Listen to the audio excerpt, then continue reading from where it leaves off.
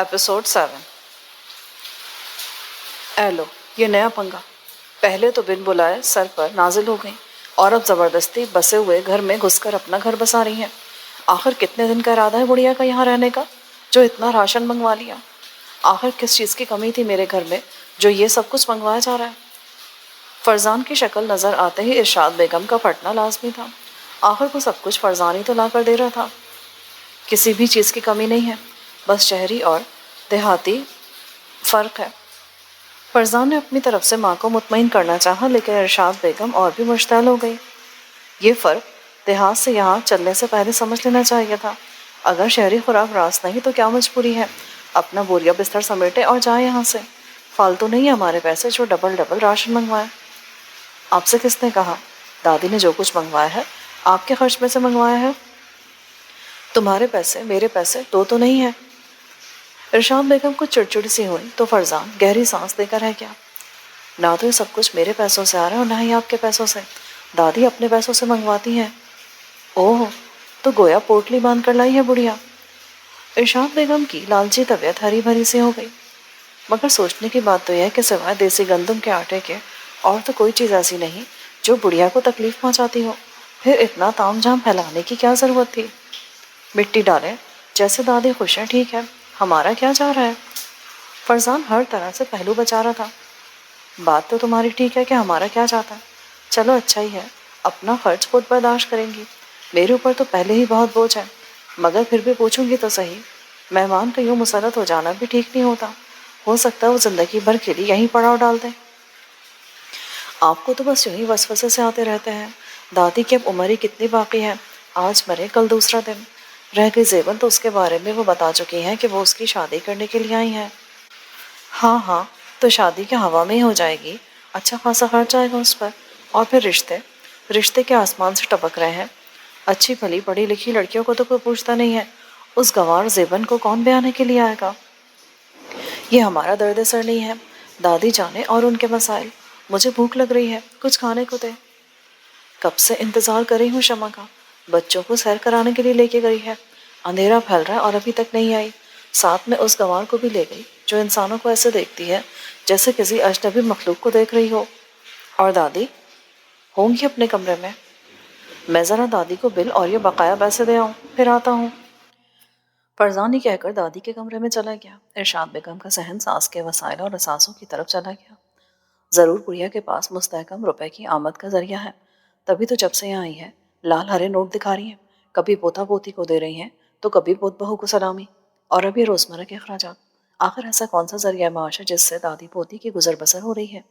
एक घर तो सुना है जिसमें ये लोग खुद रिहायश पजीर थी। कहीं ऐसा तो नहीं कि बुढ़िया घर बेचकर मुस्तकिल इधर आ गई हो? ये ख्यालात इरशाद बेगम के चारों तबक रोशन हो गए। इस तरह तो बहुत भारी रकम होगी बुढ़िया के पास। तभी तो शमा से कह रही थी जेबन को कुछ शॉपिंग करा दे। गोया ये बात है, ज़रा कान कलाई तो लो। ये ख्याल आते इरशाद बेगम सास के कमरे की तरफ आई, जहाँ से फरजान और दादी की आवाज़ें आ रही थी। जीता रहा बेटा। दादी ने सलाम फेर कर फरजान का शुक्रिया अदा किया। चेक कर ले सारा सामान मुकम्मल हो गया या कोई चीज़ रहती है? बस मुझे रोगन बादाम ला देना, और ये देसी घी तो बिल्कुल भी देसी नहीं लग रहा। फरजान हंसने लगा। जैसा घी आप खा चुकी हैं वैसा तो मैं आपको कहीं से लाकर नहीं दे सकता। दादी ने गहरी सांस भरी। वहाँ गांव में अपने जानवर थे, घर का दूध था और मक्खन मलाई देसी घी सब उसी में से हो जाता था। बस जिंदगी के दिन गुजारने हैं। डालडा की खाने से गला बंद हो जाता है। कई रोज़ हो गए दवा ले लेके भी थक गई हूँ, पर गला खुलता ही नहीं। अल्लाह करे आपको ये बनावटी देसी घी रास आ जाए। ना भी आया तो यही खाना पड़ेगा, आपके पास कोई ऑप्शन ही नहीं है। दादी चुप सी हो गई। इरशाद बेगम की तवज्जो जानवरों की तरफ थी। कितने जानवर थे आपके पास? फरजान ने इरशाद बेगम के दिल की बात पूछ ली। 3, फिलहाल किसी पर छोड़ा है। दादी ने संभल कर झूठ बोला। वापस जाएंगे तो देखेंगे घर और जानवर किस हाल में है। क्या ज़रूरत है आपको यहाँ से जाने की? अब आप इधर ही ठहर जाए। जीबन की शादी के बाद तो बिल्कुल तनहा रह जाएंगी। यहाँ रहना इतना आसान नहीं है, हमें यहाँ से जाना ही पड़ेगा।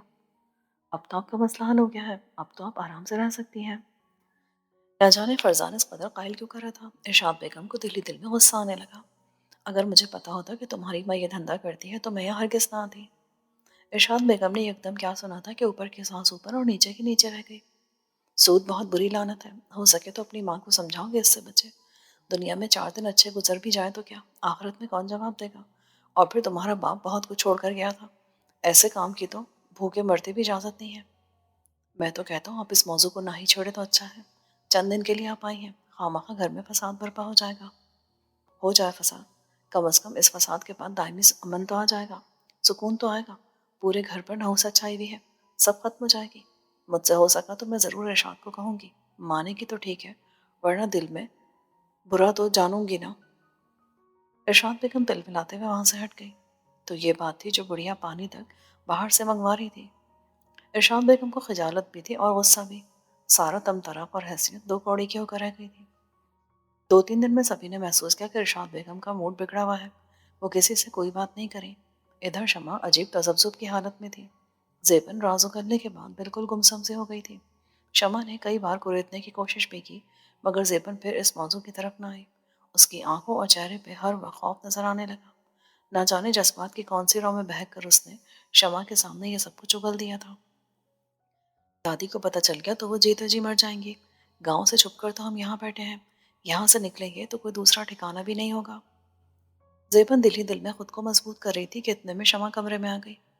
اقبال کے بعد سے تو میں ایسے رنگ پہنتی نہیں، ایسا کرو یہ سوٹ بھی تم ہی رکھ لو، بہت جچے گا تم پر، دادی کو بھی بہت پسند آیا ہے۔ مگر یہ تو آپ نے اپنے لیے پسند کیا تھا نا؟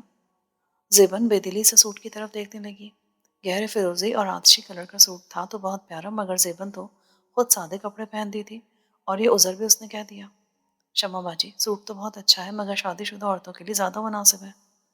تو تم کون سا شادی شدہ عورتوں سے کم ہو؟ شمع کے طنز پر زیبن کی سٹی گم ہو گئی۔ دادی کمرے میں داخل ہو رہی تھی، انہوں نے شمع کے لفظ سنے تو دہل کر چوکھٹ تھام لی۔ زیبن کا رنگ بالکل زرد پڑ گیا اور ہونٹ سفید۔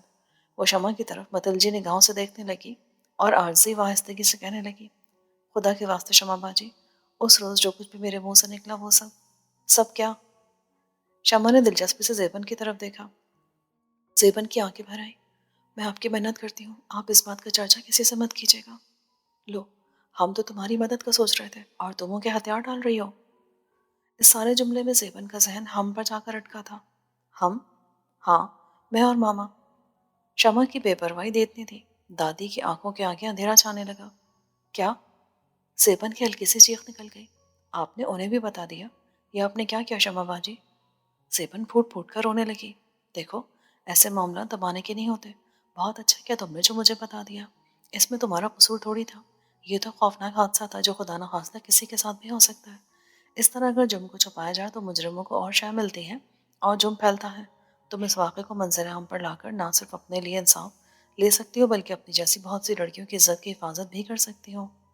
نہیں شمع باجی، نہیں، مجھ سے سب کچھ نہیں ہوگا، میں کسی کو کچھ بتانا نہیں چاہتی۔ تم تو خواہ ڈری ہو زیبن، کوئی تمہیں کچھ نہیں کہے گا۔ ایک بات اور بتاؤں تمہیں، یہ راز تم کتنا ہی چھپا لیتی، اس نے ضرور سامنے آنا تھا۔ یہ جو ہر وقت تمہاری کمر میں درد رہتا ہے، اس درد نے تمہارے بیک گراؤنڈ کو ضرور سامنے لانا تھا۔ تمہیں اپنا علاج کرانا چاہیے۔ میں نے اپنی لیڈی ڈاکٹر کو تمہاری ساری ہسٹری بتائی ہے، اس کا خیال ہے تمہارا آپریشن دوبارہ ہوگا، اگر نہیں ہوا تو تم مہلک بیماری میں مبتلا ہو جاؤ گی۔ اب بتاؤ، ایسے میں تمہارا راز دفن رہ سکتا تھا؟ زیبن ہچکیوں سے زانوں پر سرک کے رو رہی تھی۔ دادی کو لگا جیسے ان کے پیروں تلے سے کسی نے زمین کھینچ لی ہو۔ لاکھ کوشش کے باوجود چوکھٹ نہ تھام سکی اور زمین پر ڈھیر ہو گئی۔ بس کرو زیبن، اب اور کتنا روگی؟ جو اللہ کو منظور ہوتا ہے وہی ہوتا ہے، اس میں اللہ کی رضا تھی اور اللہ کی رضا میں راضی ہونا ہی انسان کی خوبی ہے۔ دادی کا انتقال ہوئے 20 دن ہو گئے ہیں اور 20 دن سے تمہاری آنکھ سے آنسو نہیں سوکھے۔ دادی عمر بھر کے لیے چھوڑ کر چلی گئی ہیں، ان کی جدائی تو ساری عمر سہنی ہے اور ساری عمر ہی رونا آئے گا۔ آخر کو انہوں نے تمہیں ماں باپ دونوں کا پیار دیا تھا، تم بھلا انہیں کہاں بھول سکتی ہو؟ مگر اب خود کو سنبھالو، مرنے والے کے ساتھ مرا نہیں جاتا، انہیں اب ثواب کی ضرورت ہے، یہ آنسو انہیں تکلیف پہنچائیں گے۔ زندگی کو ہنسی خوشی گزارو، میں ہوں نا تمہاری ماں، بہت بڑی ذمہ داری سونپ کر گئی ہیں تمہاری اماں جی مجھے۔ یہ کہہ کر ارشاد بیگم نے زیبن کو سینے سے لگا لیا۔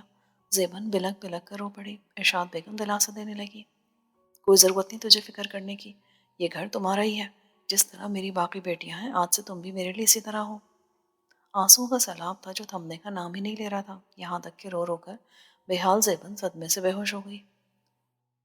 افسوس تو اس بات کا ہے کہ میرے گھر میں موت واقع ہو گئی اور بہو نے آ کر دنیا دکھاوے کے لیے ہی جھوٹ پوٹ کے 2 آنسو بھی نہ بہائے۔ گلی محلے کے لوگ تھو تھو کر رہے تھے مجھ پر۔ اب کیا میں اسے اس گھر میں گھسنے دوں گی جس نے میری اس قدر جگہ سائی کرائی؟ طلاق نہ دلوائی ہو تو میرا نام ارشاد بیگم نہیں۔ دادی کا بھی چہلم بھی نہیں ہوئے ماما، اور آپ ایسی باتیں کری ہیں، کم از کم کچھ تو خیال کریں۔ شمع نے دبے دبے لفظوں میں ماں کو روکنا چاہا تو وہ چمک کر بولی، ارے کون سا وہ 17 سال سے یہاں رہ رہی تھی؟ کون سا وہ میری سگی ساس تھی؟ آرٹیفیشل ساس اچانک نموداری اور اچانک اللہ کو پیاری ہو گئی۔ اللہ کی حکمت میں کون دخل دے سکتا ہے؟ اللہ جو کرتا ہے بہتر ہی کرتا ہے۔ اچھی خاصی عمر تھی، اللہ نے مٹی سمیٹ لی۔ نوجوان آنن فانن چلے جاتے ہیں۔ ماں کی صفاق اور بے رحم گفتگو پہ شمع کو ٹھیک ٹھاک حیرت ہوئی، پھر وہ اگلے ہی پل سر جھٹک کر بولی، میں تو سمجھی تھی آپ کو زیبن سے حقیقی محبت ہو گئی ہے، مگر یہاں تو معاملے کچھ اور نظر آ رہا ہے۔ بیٹی کے درست خیال پر ارشاد بیگم ہنس دی، چہلم ہو جائے بڑھیا کا۔ فرزان سے کہا ہے میں نے مجھے گاؤں لے کر چلے، سنا ہے 40 مرلے کا گھر ہے جو یہ لوگ وہاں چھوڑ کر آئی تھیں۔ رجسٹریاں دیکھ لی ہیں میں نے، بڑھیا مرتے مرتے اچھا خاصا اثاثہ چھوڑ گئی ہیں۔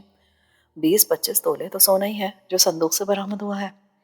آہستہ بولے، زیبن کو بے شک نیند کا انجیکشن لگا ہے، لیکن اس کی آنکھ کھل بھی تو سکتی ہے۔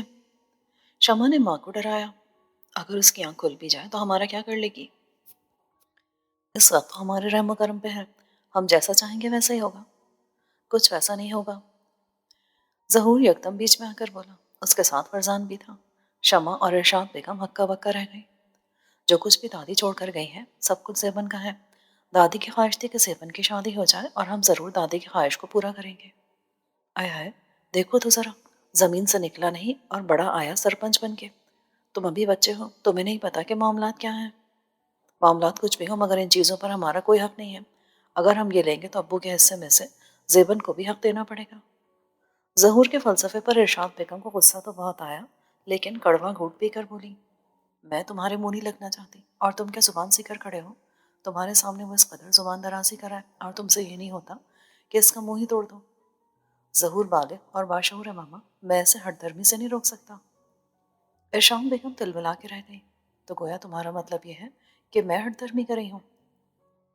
فی الحال ان باتوں کا وقت نہیں ہے۔ ڈرائنگ روم میں اب بھی آپ کی جان پہچان کی عورتیں بیٹھی ہیں، کچھ تلخ و ترش سنیں گی تو کیا کہیں گی؟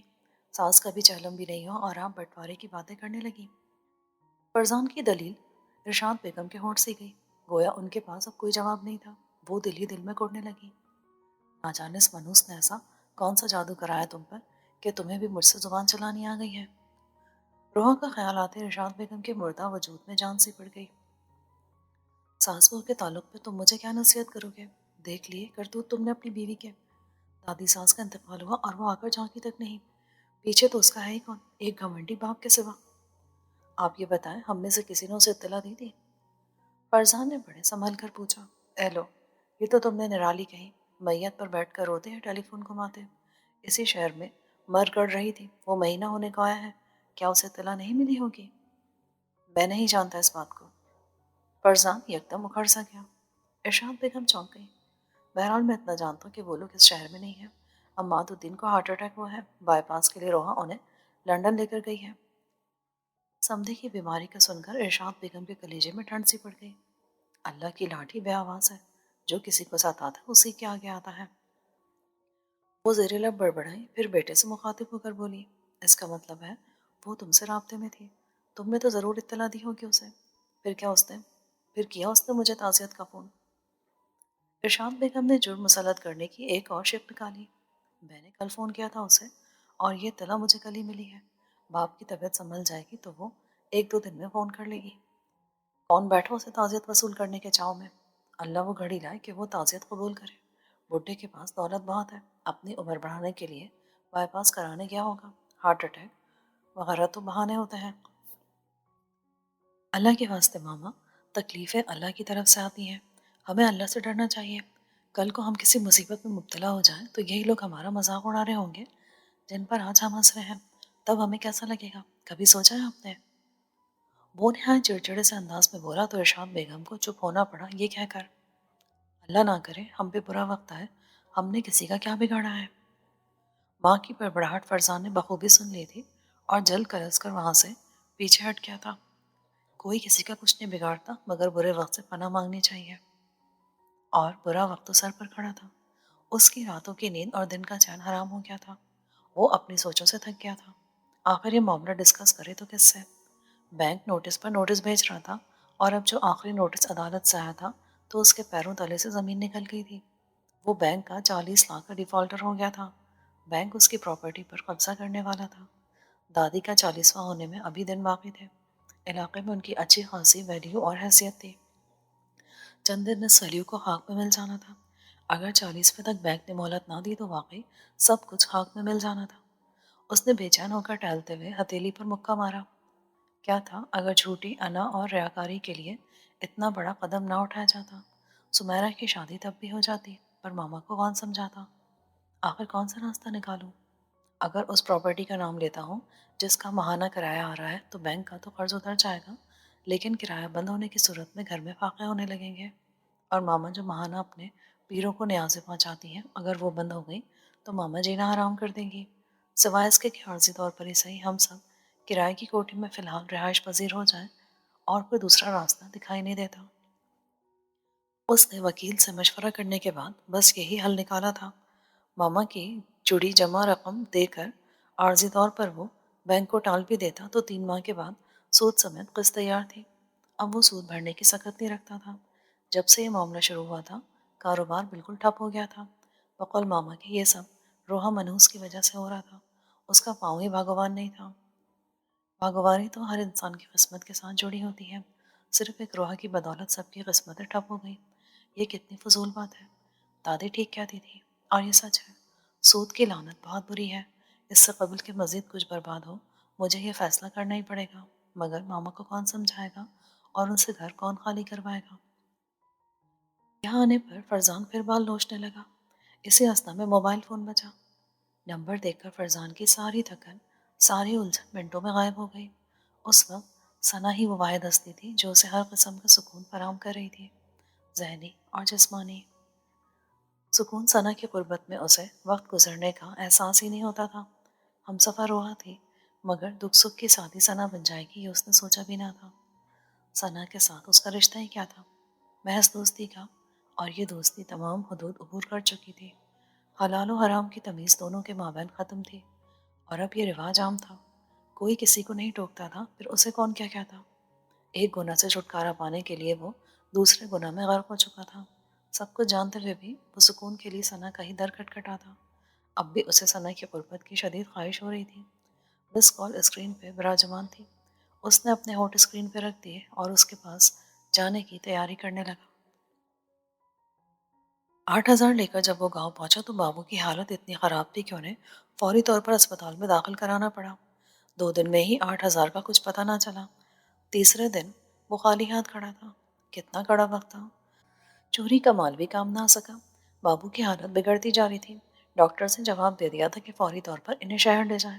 اب بابو کو مرتا تو نہیں دیکھا جا سکتا تھا، کچھ نہ کچھ تو کرنا ہی تھا۔ بیبے نے اپنے بندے اس کی ہتھیلی پہ رکھ دیے۔ یہ میں نے آسیہ کے لیے بچا رکھے تھے، مگر اس کڑے وقت میں ان سے بڑا آسرا ہوگا۔ مگر بیبے، نا پتر، 2 دن سے میں دیکھ رہی ہوں تو نے پیسہ پانی کی طرح لوٹایا ہے۔ یہ بھی تیرا بڑا احسان ہے۔ آخر تو پڑھ رہا ہے، نوکری تو نہیں کرا۔ ہم تو تیرا احسان نہیں اتار سکتے۔ اس کے وجود پہ منو بوجھ آن گرا، سر جھک گیا۔ لے جا، انہیں بیچ دے۔ آسیہ کی قسمت میں ہوا تو اس کا بیاہ ہو جائے گا، ورنہ اسی آنگن میں بوڑھی ہو جائے گی۔ بیبے کے آنسو اس کے وجود پہ پتھر کی طرح پڑ رہے تھے، اور اس نے بندے جیب میں رکھ لیے۔ سنا ہے یہاں ایک سنار بیاج بھی دیتا ہے، کیوں نہ بیچنے کے بجائے گروی رکھوا دوں؟ نانا پتر، اس سے تو بہتر ہے تیرا بابا یوں ہی ایڑیاں رگڑ رگڑ کر جان دے دے، پر میں اس پہ بیاج کا پیسہ نہیں لگاؤں گی۔ بیبے نے حیرت سے اسے دیکھا اور کہنے لگی، علی زمان پتر، بیاج کے بارے میں تو سب کچھ جانتا ہے، پھر بھی تو نے ایسی بات کی۔ وہ گڑبڑا گیا اور کچھ شکوہ کرنا انداز میں بولا، برے وقت میں اللہ نے بھی حرام کو حلال بتایا ہے، کہ اللہ کو نہیں پتا کہ ہم فاقوں مرے ہیں، کہاں سے کرائیں بابو کا علاج؟ نہ پتر، ابھی ہم پہ ایسا وقت نہیں آیا، اور اگر آ بھی گیا تو ہم موت کو گلے لگا لیں گے، پر ایسا نہیں کریں گے۔ جانے تو کیسی باتیں کرنے لگا ہے، میں نے تو اس سے بھی کڑا وقت دیکھا ہے پر اللہ سے کبھی شکوہ نہیں کیا۔ پھر تجھے کیا ملا بیبے؟ تو پہلے بھی غریب تھی اور آج بھی غریب ہے۔ ہاں، غربت تو میرا مقدر ہے، تو شاید ٹھیک ہی کہہ رہا ہے، مگر پتر ہمارے پاس صرف دنیاوی دولت ہی تو نہیں ہے، ایمان کی دولت تو ہے نا ہمارے پاس. ہم اس اللہ کے بندے ہیں جس نے ہمیں خود اپنے ہاتھوں سے بنایا. اللہ چاہتا تو ہمیں حیوان بھی بنا سکتا تھا، پر اس نے ہمیں انسانی بنایا، پھر مسلمان گھرانے میں پیدا کیا، اور سب سے بڑھ کر اپنے محبوب صلی اللہ علیہ وآلہ وسلم کو امتی بنایا. یہ کہتے ہوئے بیبی کی آنکھوں میں آنسو آ گئے. اس کا دل چاہ رہا تھا کہ بیبی کو کہے کہ وہ چپ ہو جائے، پر بیبی اپنی بات جاری رکھے ہوئے تھی. اس کی بیزاری پورے وجود سے آیا تھی. اتنے میں ڈاکٹر نے آ کے ایسی ہولناک خبر سنائی کہ وہ دم بخود رہ گیا. پہلے تو اسے یقین ہی نہیں آیا کہ ڈاکٹر کیا کہہ رہا ہے، پر جب اس نے بیبی کو دیوار پہ ہاتھ مارتے دیکھا کہ وہ اپنی کلائیوں میں پڑی کانچ کی چوڑیاں توڑ رہی ہے تو وہ سرتاپا کانپ گیا. بیبی کو سنبھالتا یا آنسو کو. ادھر بابو کی تجہیز و تکفین کی تیاری بھی اسی کے سر تھی. بیبی نے غم سے نڈھال ہونے کے باوجود لوگوں کو خبر ہی نہ ہونے دی اور چپکے چپکے سارے انتظام کر لیے. بابو کی موت کے بعد وہ بالکل گمسم ہو کر رہ گیا تھا. بیبی دیکھ رہی تھی وہ علی زمان جسے اس نے 7 سال کی عمر میں مسجد کا راستہ دکھایا تھا، جو کوئی بھی نماز قضا نہیں کرتا تھا، پچھلے چند دن سے بالکل بھی نماز نہیں پڑھ رہا تھا. بیبی تو یہی سمجھی کہ صدمے سے نڈھال ہے، پر وہ دل ہی دل میں اللہ تعالیٰ سے ناراض تھا اور اسے پتہ ہی نہیں چلا کہ وہ اللہ سے دور ہوتا جا رہا ہے. کچھ تھا ایسا جو اس کے اور اللہ کے تعلق میں حائل ہوتا جا رہا تھا. وہ کیا تھا جو اسے اللہ سے دور کر رہا تھا؟ اس کا عقیدہ، ایمان جو ڈگمگا گیا تھا. صوفی درویش بابا نے کہا تھا کہ اب زندگی میں اسے کبھی مایوسی نہیں ہوگی، مگر ناکامی اور مایوسی تو اس کے گرد پھیلتی جا رہی تھی. بیبی کے کہنے سے وہ گھر سے نکل تو گیا مگر مسجد نہ گیا، اور باہر برگد کے درختوں کے سامنے سائے میں بیٹھ گیا. پھر اس نے یہی معمول بنا لیا. نماز کا وقت ہوتا تو گھر سے نکل جاتا، یوں ہی کبھی ٹہلتے ٹہلتے گھر واپس آ جاتا، کبھی کھیتوں میں چلا جاتا اور کبھی نہر کے کنارے بیٹھا رہتا. وہ نہ آسیہ سے بات کرتا اور نہ ہی ماں سے. سارا دن گھر میں افسوس کرنے والوں کا تانتا بندھا رہتا. آج صبح جب وہ منہ دھو رہا تھا تو ڈاکیا اس کے نام کا خط ڈال گیا. اس نے لفافہ الٹ پلٹ کر دیکھا. لیٹر کالج سے تھا. اس نے جلدی جلدی لیٹر کھولا. پرنسپل نے اسے کالج میں غیر حاضری اور مشکوک سرگرمیوں کے بنا پہ طلب کیا تھا. کون سی مشکوک سرگرمیاں؟ وہ اپنے ذہن پہ بوجھ ڈالنے لگا. وہ رضوان کے موبائل کی چوری کو تو یکسر بھول گیا تھا. اندیشہ یہی گزرا شاید آج کل دہشت گردی کی وجہ سے داڑھی والے طالب علموں کو خصوصی نگاہ میں رکھا جا رہا ہے. کالج انتظامیہ کو اس پر شک نہ ہو گیا ہو. اگلے روز وہ کالج میں تھا. پرنسپل صاحب نے چوری کے الزام میں اسے ڈسمس کرنے کا نوٹس دے دیا تھا. اس پہ چوری طویل بحث بیانات کے بعد ثابت ہوئی تھی. اسے کیا معلوم تھا کہ جو موبائل شاہد اور اکرم کو وہ بیچ کر جا رہا ہے وہ موبائل وہ اپنے استعمال میں رکھیں گے. یہ کیسے ممکن تھا کہ ایک ہی جگہ پر رہتے ہوئے رضوان اپنے موبائل کو نہ پہچانتا؟ اسی بات پر چینا چپٹی ہو گئی اور نوبت گالم گلوچ سے ہاتھا پائی پہ پہنچ گئی اور معاملہ ایک دوسرے کو مارنے تک جا پہنچا. اس صورتحال میں دونوں فریقین کو جب پرنسپل کے آفس میں طلب کیا گیا تو شاہد اور اکرم کے پاس اپنی خلاصی کے لیے سوائے علی زمان کا نام لینے کے اور کوئی راستہ نہیں تھا. رضوان کا اس بات پہ یقین کرنا محال تھا کہ علی زمان ایسا کر سکتا ہے، لیکن انہوں نے پرنسپل کو یقین دلایا کہ وہ انہیں 8,000 میں موبائل بیچ کر گیا ہے. اب علی زمان کی طلبی ضروری ہو گئی تھی. وہ پرنسپل کے بالکل سامنے کھڑا تھا. دائیں طرف رضوان اور بائیں طرف شاہد اور اکرم تھے. وہ کیا کہتا کہ اس نے یہ موبائل شاہد اور اکرم کو نہیں بیچا تھا یا چوری نہیں کیا تھا؟ موبائل میں اکرم اور شاہد نے پیمنٹ کی ادائیگی کی ریکارڈنگ کر رکھی تھی، جس کے بعد کچھ بھی کہنا بیکار تھا. اسے بھی پرنسپل نے یہی دکھایا تھا. شاہد 8,000 کے رقم اسے ہزار ہزار کے نوٹوں کی صورت میں دے رہا تھا. وہ تو اس وقت اس قدر حواس باختہ تھا کہ اس نے اس حرکت کو نوٹس ہی نہیں کیا تھا. پیسے لے کر اس نے جیب میں رکھے اور ان دونوں سے ہاتھ ملا کر جا رہا تھا. پرنسپل نے نہ صرف اسے بلکہ اکرم اور شاہد کو بھی کالج سے نکال دیا. انہوں نے جرم کو تقویت دی تھی. بجائے اس کے کہ وہ پرنسپل کو آ کر فوراً بتاتے، انہوں نے 30,000 کے موبائل کو 8,000 میں خرید کر مجرمانہ فیل کیا تھا. اکرم اور شاہد کو ذرا بھی پرواہ نہیں تھی. ایک سفارشی فون انہیں واپس لا سکتا تھا، مگر اس کے پیچھے تو کسی کی سفارش بھی نہیں تھی. وہ رو کر گڑ گڑا کر پرنسپل سے مہلت مانگ سکتا تھا، لیکن اس فیل کے بعد شرمندگی، ندامت اور افسوس نے اسے کچھ بھی نہ کرنے دیا اور وہ سر جھکائے ہوئے آفس سے نکل آیا. رضوان نے اس سے کوئی بات نہیں کی. وہ اپنا موبائل پانے کی خوشی میں اپنے دوستوں میں مگن ہو گیا تھا. ویسے بھی وہ امیر باپ کا بیٹا تھا. دونوں کی کمپنی اہم تھی ہی کتنی، فقط روم میٹے تو تھے. مزاجوں میں بھی زمین آسمان کا فرق تھا. وہ کالج سے باہر نکل آیا اور اپنا سامان لے کر فٹ پاتھ پہ بیٹھ گیا. اب اس کی برداشت جواب دے چکی تھی. سر زانوں پہ رکھ کے وہ پھوٹ پھوٹ کر رونے لگا. سوائے اس کے کہ تم اس شہر سے فی الحال چند روز کے لیے ہی صحیح چلے جاؤ اور کوئی چارہ نہیں ہے.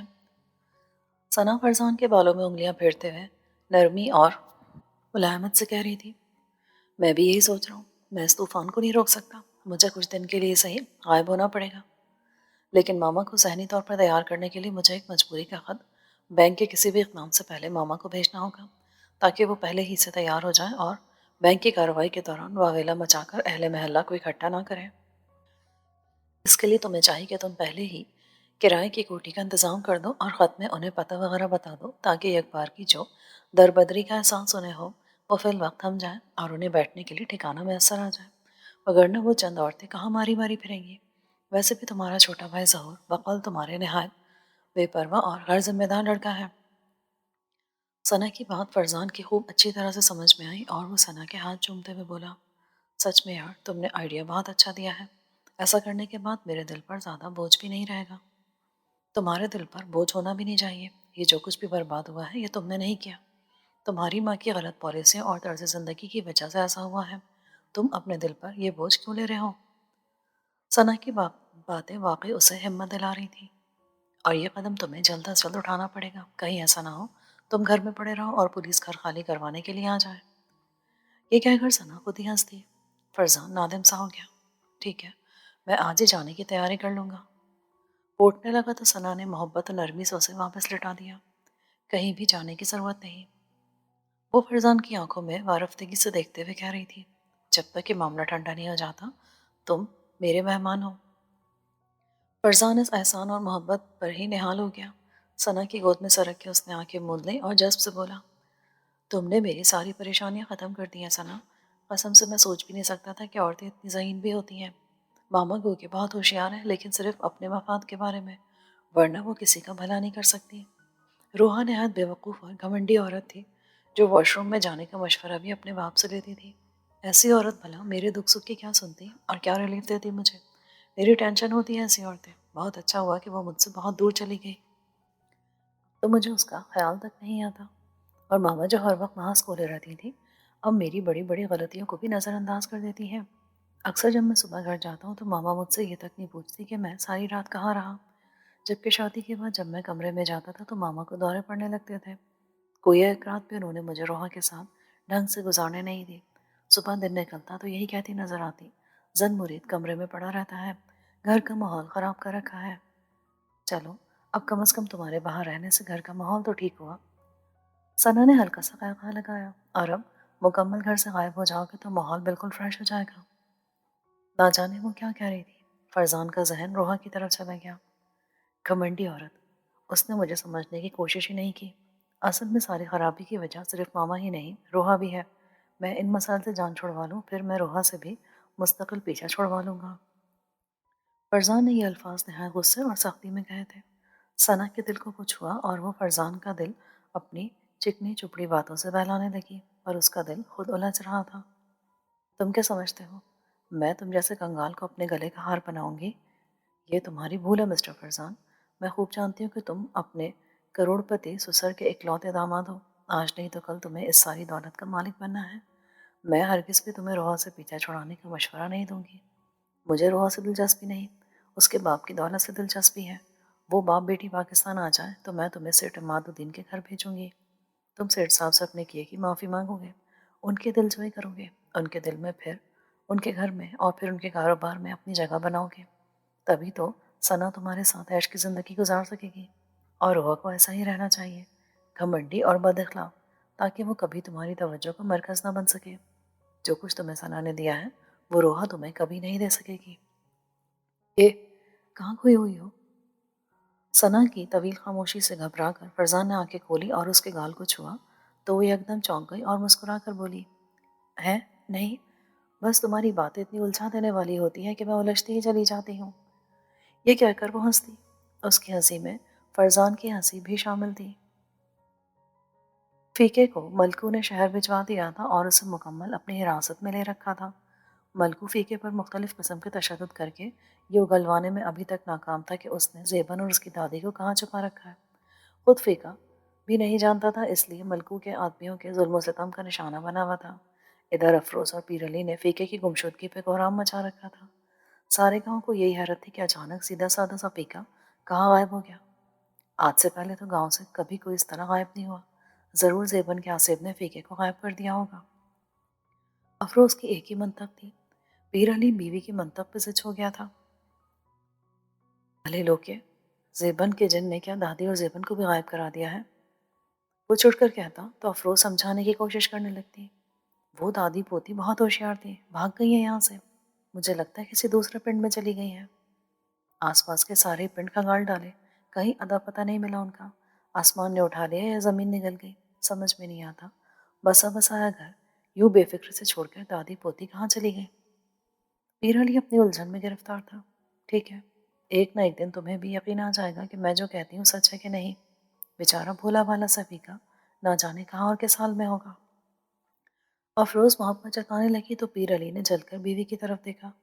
یہ دعا کر کہ وہ زندہ ہو. یوں اس طرح جوان بندے کا غائب ہو جانا ٹھیک نہیں ہوتا.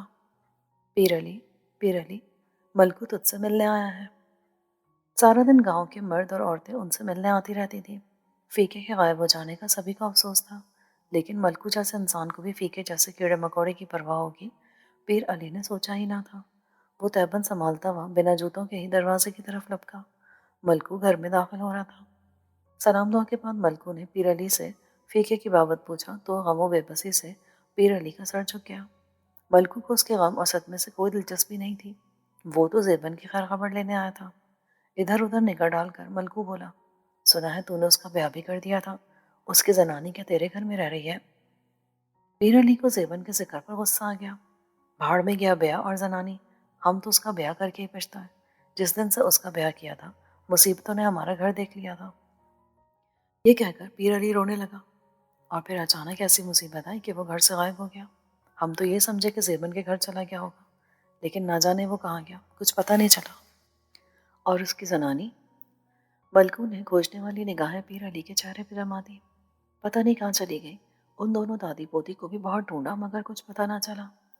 ان کے رشتہ داروں میں پوچھا ہوتا، آس پاس کے پنڈ میں یا کوئی شہر میں رہتا ہو جس کے پاس وہ چلی گئی ہو. ملکو مکمل تحقیق کر رہا تھا. ہم نے تو کبھی کسی کو شہر سے ان کے گھر آتے جاتے نہیں دیکھا. بچپن سے جوان ہو گئے ہم نے کبھی زیبن کی دادی کو ایک رات بھی پنڈ سے باہر گزارتے دیکھا ہو؟ کوئی نہیں تھا اس کا، یہیں پڑی رہتی تھی. نہ جانے اب کہاں دفن ہو گئی. پیر علی کی بے چینی اور بے بسی پہ ملکو کو پورا یقین ہو گیا کہ وہ زیبن کے بارے میں کچھ نہیں جانتا. فقیر علی کی تھانے میں رپورٹ لکھوا رکھی ہے میں نے، پولیس ڈھونڈ رہی ہے اسے. فقیر علی مل جائے گا تو ان کا بھی آتا پتہ معلوم ہو جائے گا. تھانے کی رپورٹ پہ ملکو ذرا سا چونکا، پھر قہقہ لگا کر ہنسنے لگا. او جھلیا، آج تک ان پولیس والوں نے کبھی گاؤں والوں کا بھلا کیا ہے جو اب تیرے کام آئیں گے؟ وہ خود کو مطمئن کر رہا تھا یا پیر علی کا مذاق اڑا رہا تھا؟ یکدم پیر علی کہنے لگا، اب وہ والی بات نہیں رہی ہے. ایس ایچ او اور انسپکٹر بڑی دلچسپی لے رہے ہیں اس کیس میں. انسپکٹر کہہ رہا تھا اگر بندہ بازیاب نہ ہوا تو ڈی آئی جی نے پورے عملے کو معطل کر دینا ہے. یہ تو ان کی وردی کا سوال ہے. ملکوں کے چہرے کا رنگ متغیر سا ہوا اور وہ باوجلت گھر سے نکل گیا. اللہ کرے تیرا بھائی مل جائے. نہ جانے کس دل سے ملکو نے یہ بات کہی تھی، پر اس سے وہاں ٹکان آ گیا اور وہ تیز تیز قدم اٹھاتا اپنے گھر کی طرف چل دیا. تیرا تو دماغ خراب ہو گیا پیر علی. تو نے ملکو کو یہ کیوں نہ بتایا کہ پہلے زیبن اور اس کی دادی غائب ہوئی؟ گاؤں والوں نے ان کے جانوروں کو زنجیروں سمیت پھرتے دیکھا تھا. جب فیقے کو پتہ چلا تو وہ خود ان جانوروں کو گھر واپس باندھنے گیا تھا. اس کے بعد فیقہ واپس نہیں آیا، اور یہی بیان تو نے انسپکٹر کو بھی لکھوا رکھا ہے. ملکو کو سیدھی بات بتانے میں تجھے کیا فائدہ تھا؟ پیر علی افروز سے چڑھ گیا. اس کا نام ملکو ہے، ملکو. گاؤں والوں کی طرح سیدھا سادہ آدمی نہیں ہے وہ کہ یہ قیاس کرے کہ فیقوں کو بھوت لے گیا ہوگا. بھوت نے فیقے جیسے لاغر اور کالے کا کیا کرنا تھا؟ بھوت کو لے جانا ہوتا تو اس کی زنانی کو لے کر جاتا، پر وہ بھی اکیلے غائب نہیں ہوئی، اپنی دادی کے ساتھ غائب ہوئی. ملکو بڑا ہوشیار آدمی ہے. بے شک وہ ہماری مدد نہ کرے مگر اس فکر میں تو مبتلا ہوا ہوگا کہ یہ ہوا کیا ہے. وہ فیقے کو نہ صحیح ان دادی پوتی کو ڈھونڈنے کی کوشش ضرور کرے گا جو فیقے سے پہلے غائب ہوئی ہیں. تو نے دیکھا نہیں اس کی دلچسپی فقیر علی سے زیادہ اس کی زنانی میں تھی. نہ جانے کیا چکر ہے، مجھے تو کچھ سمجھ میں نہیں آ رہا. پیر علی سر تھام کر بیٹھ گیا. افروز ہمدردانہ انداز میں شوہر کے نزدیک ہو کر بیٹھ گئی اور چپکے سے بولی، یہ بات بھی تو انسپکٹر کو ضرور بتا دینا کہ اس طرح ملکو آیا تھا اور وہ فیقے کی زنانی کے بارے میں پوچھ رہا تھا. ملکو صحیح آدمی نہیں ہے، کہیں کچھ اس نے تو گڑبڑ نہیں کرا رکھی. افروز کے قیاس پر پیر علی یکدم اچھل سا گیا۔ زندگی میں پہلی بار افروز نے کوئی گہری اور سنجیدہ بات کی تھی۔ نہیں نہیں، میں پولیس کے آگے ملکوں کا نام نہیں لے سکتا، میرے چھوٹے چھوٹے بچے ہیں، ان لوگوں سے دشمنی لینا ٹھیک نہیں ہوگا۔ تو تجھے کس نے کہا ہے کہ تو سیدھا جا کر ملکوں کا نام لے دے؟ افروز چڑھ گئی اور شوہر کو بھڑکانے والے انداز میں بولی، کتنی بار انسپکٹر نے تجھ سے پوچھا تھا کہ تجھے کسی پہ شک ہے تو بتا دے، تو گویا میں سیدھا ملکوں کا نام لے دوں؟ تجھے کس نے کہا ہے کہ تو اس کا نام لے؟ تو صرف آج کا واقعہ سنا جا کر، جس میں سب سے اہم بات ہے کہ وہ فقیر علی کا افسوس کرنے نہیں آیا تھا، اس کی زنانی کا پتہ پوچھنے آیا تھا۔ وہ پولیس والے ہیں، خود ہی راستہ نکال لیں گے۔ افروز کی بات کچھ کچھ پیر علی کی سمجھ میں آ رہی تھی۔